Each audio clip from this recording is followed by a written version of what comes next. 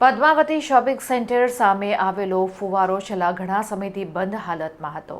આ અંગેના સમાચાર ડીએનટીવી ન્યૂઝ ચેનલ દ્વારા પ્રસિદ્ધ કરવામાં આવતા જ તંત્ર સફાળું જાગ્યું છે અને ફુવારાની મરામતની કામગીરી હાથ ધરવામાં આવી છે.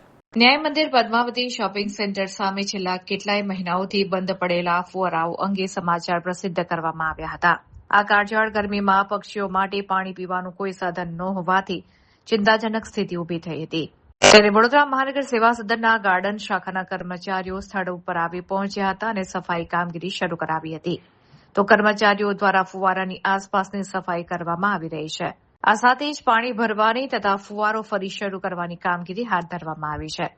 ડીએનટીવી ન્યૂઝ ચેનલના પ્રતિનિધિ દ્વારા પૂછપરછ કરવામાં આવતા કર્મચારીઓએ જણાવ્યું હતું કે અધિક સુપરવાઇઝર દ્વારા ફુવારાની સફાઈ કરીને પાણી ભરવા અને તેને ચાલુ કરવાની સૂચના આપવામાં આવી છે.